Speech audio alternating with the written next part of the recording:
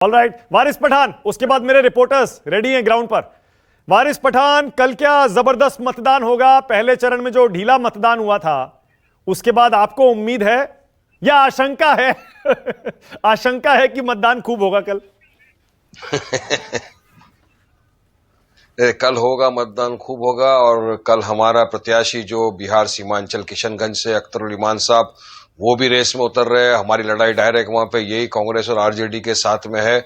और हमको यकीन है, मैं वहीं था, रात को आया हूं, इतने दिनों से हमने लोगों को मिला, सभाएं की, लोगों से मिले, लोगों ने बताया कि बिल्कुल जो इतने बरसों से सत्ता की कुर्सी पे बैठे उन्होंने कुछ किया नहीं। और हमको यकीन है कि कल भारी अक्सरियत से वोट हमको मिलेगा और इस मर्तबा किशनगंज में मजलिस इत्तेहादुल मुस्लिमीन को कामयाबी जरूर मिलेगी ये मर्तबा। और मानक भाई, बात नंबर 2 अभी ये आ गई है।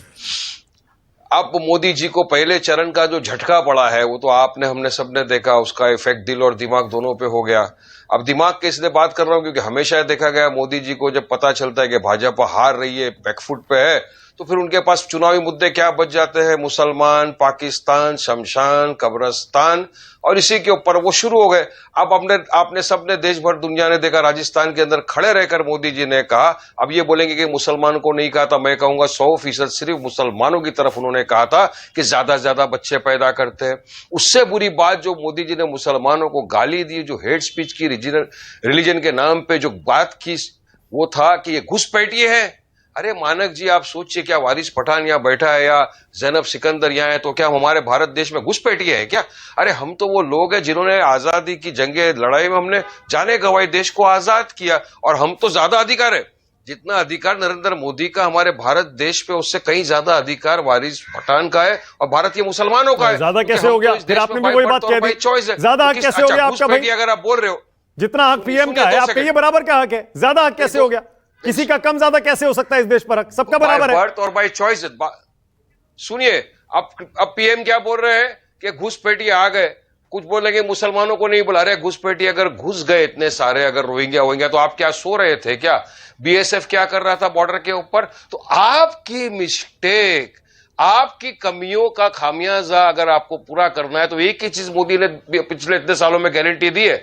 2002 से एक ही गारंटी उन्होंने दी है, मुसलमानों को गालियां दो, मुसलमानों के खिलाफ नफरत फैलाओ और अपनी राजनीति को चमकाओ। मगर इस वक्त तो डायरेक्ट हेट स्पीच है। अच्छा, इलेक्शन कमिश्नर ने संज्ञान लिया है, हम तो बोल ही रहे थे पहले दिन से, नोटिस है। अब नोटिस पे क्या एक्शन होता है देखना ये है। अगर ये अल्फाज मानक जी वारिस पठान ने बोल दिया हो तो तब तक आपको पता है, मुझे तो उठा के जेल में भी शायद डाल दिए होते ये लोगों ने। इनका तो ये भरोसा नहीं। बाकी अब बीजेपी को समझ में आ गया कि 400-1200 जो जुमला है वो खत्म हो गया। अब की बार अगर भाजपा 250 भी क्रॉस कर ले तो बहुत बड़ी बात हो जाएगी। ये ऐसा चल रहा है। अब बात नंबर 2, सापरा साहब बैठे हुए हैं, मेरे मित्र हैं, मुंबई से आते हैं, ताल्लुक रखते हैं, कांग्रेस के अच्छे वरिष्ठ नेता है, मेरे से सीनियर भी है। सापरा साहब से सवाल करना चाहूंगा मैं। सापरा साहब, महाविकास आघाड़ी की सरकार महाराष्ट्र में है, आप उसका हिस्सा हो, यूबीटी उद्धव ठाकरे साहब उसका हिस्सा है, शरद पवार साहब उसका हिस्सा है। महाराष्ट्र में इतने सारे मुसलमान होने के बावजूद 48 सीटें हैं मेंबर ऑफ पार्लियामेंट की लोकसभा में, एक भी मुसलमानों को आपने अब तक टिकट क्यों नहीं दिया? चलिए मुझे इस बात का जवाब दीजिए। अच्छा, अब एक मिनट रुकिए वारिस पठान, एक मिनट रुकिए, अब रुक जाइए, अब एक मिनट रुक जाइए। सापरा जी बेचारे बुरे फंसे, एक मिनट, सापरा जी बेचारे बुरे फंसे। प्रधानमंत्री कह रहे हैं ये मुसलमानों को दे रहे हैं SC ST OBC का हक, ये प्रो मुस्लिम है। आपने कहा मुसलमानों को दे नहीं रहे, बेचारे करें तो क्या करें? सापरा जी जल्दी से बोलिए जवाब, उसके बाद संजू वर्मा, उसके बाद रिपोर्टर्स। महाराष्ट्र की बात कर रहा हूँ, महाविकास आघाड़ी का हिस्सा है जी, मेरे मित्र है, मगर मैं सवाल तो करूंगा ना उनसे। देश सवाल कर रहा है, महाराष्ट्र की आवाम सवाल कर रही है।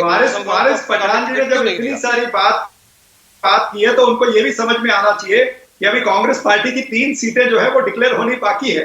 तो चिंता मत करिए, हो सकता है उसमें हो जाएगा, आपकी मन की इच्छा भी पूरी हो जाएगी। लेकिन सवाल ये है कि आज जो जन की बात है वो कोई नहीं सुन रहा है। वो जन की बात के लिए कल मतदान है और वो मतदान जो होगा वो इंडिया गठबंधन के हक में होगा। संजू वर्मा की बारी है, संजू वर्मा बोलिए। मानक जी, मैं भी कुछ तथ्य आपके दर्शकों के समक्ष रखना चाहूंगी। पहली बात तो ये, नरेंद्र मोदी ने कहीं पर भी मुसलमान शब्द का इस्तेमाल नहीं किया। उन्होंने कहा घुसपैठियों से कांग्रेस को प्यार है। तो मैं ये नहीं समझ पा रही कि कांग्रेस ने मुस्लिम वर्ग को ये पूरे इक्वेशन और नैरेटिव में क्यों लेकर आए, पहली बात। दूसरी बात, I always say proof of the pudding is in the eating, action speak louder than words. और यदि एक्शन की बात करें तो 31% पीएम आवास योजना का डिसबर्समेंट माइनॉरिटीज को गया है, specially Muslim community. 33% PM Awas Yojana का डिसबर्सल माइनॉरिटीज अल्पसंख्यकों को गया है, स्पेशली मुस्लिम्स। 36% जो टोटल एलोकेशन है पीएम उज्ज्वला योजना, उसके लाभार्थी अल्पसंख्यक हैं, स्पेशली मुस्लिम कम्युनिटी।